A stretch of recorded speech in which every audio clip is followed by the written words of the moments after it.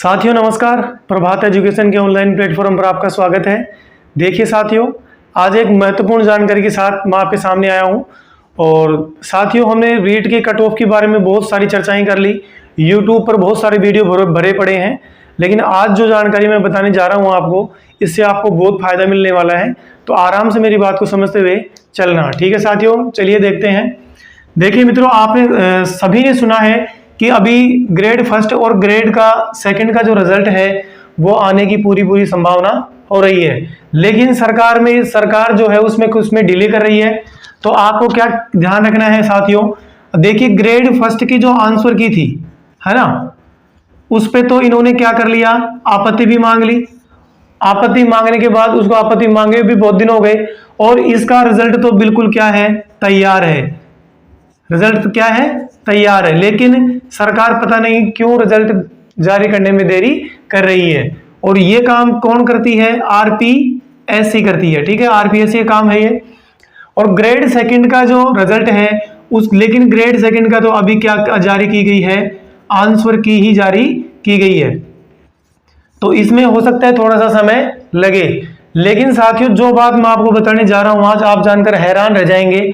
अगर मान लीजिए इन दोनों का रिजल्ट पहले जारी हो जाता है, ठीक है, कौन से एग्जाम से पहले, यानी जो रीट की एग्जाम है और रीट जो रिजल्ट है इससे अगर पहले आ जाए, इससे पहले आ जाता है, तो ये मान के चलना कि विद्यार्थियों को बहुत ज्यादा फायदा होने वाला है। और अगर इससे बाद आएगा तो क्या नुकसान होगा, उसके बारे में मैं आपको आज बताऊंगा, ठीक है साथियों।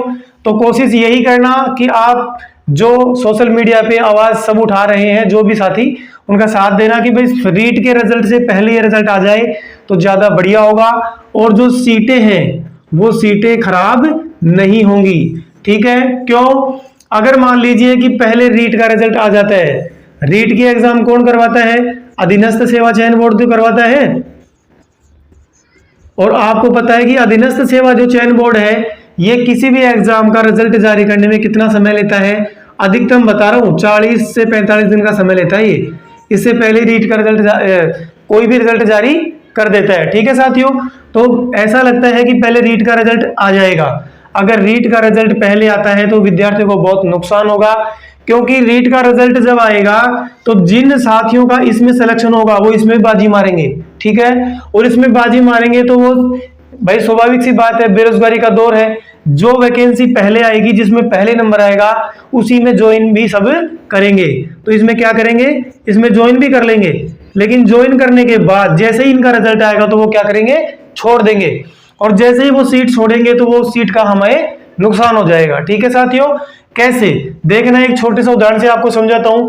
जैसे मान लीजिए जो रीट की एग्जाम है, रीट में हमारी जो कुल पोस्ट है वो कितनी है, यानी जो कुल पोस्ट है रीट की, वो ये मान के चलना, और कितनी है, 48,000 पोस्ट है ना। अगर आप मोटा मोटा अनुमान भी लगाएं, सोच के चलना कि अगर मान लीजिए आधा परसेंट यानी 1/2% लोग भी अगर इसकी तैयारी करते हैं, कितनी, 1/2% लोग भी इसकी तैयारी करते हैं ना, तो कितना नुकसान होगा, कितना नुकसान होगा। अगर इसका आधा % निकाले तो कितना हो जाएगा, बताइए मुझे, 240 पोस्टों का हमें क्या हो जाएगा, नुकसान हो जाएगा।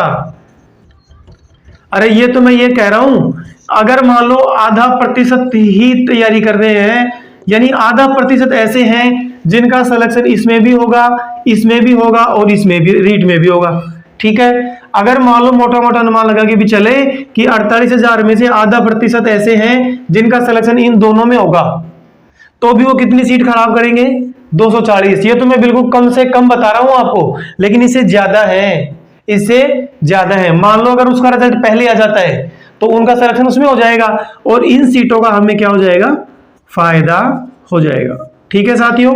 इन सीटों क्या हो जाएगा फायदा हो जाएगा। तो साथियों इस चीज को समझना, और रीट कट ऑफ का इन दोनों के रिजल्ट पर बहुत ज्यादा प्रभाव पड़ेगा। और अब मैं आपको अंतिम ये सलाह भी देना चाहूंगा कि अब रीट की जो कट ऑफ है उसकी तो वीडियो देखना बंद करें, और जो आपकी अगली तैयारी है उसको फोकस करें, ठीक है साथियों। नीचे मेरे कुछ साथी कमेंट करते हैं कि सर रीट की कट ऑफ क्या, कि अरे कट ऑफ बता तो दी भाई, अब बार बार क्या कट ऑफ के बारे में चर्चा करें। रीट की कट ऑफ की यूट्यूब पर आप जाके देखना, हजारों नहीं लाखों वीडियो पड़ी हैं, बहुत सारी वीडियो पड़ी हैं, ठीक है। तो आप उसको छोड़ देना और इस पे फोकस करना।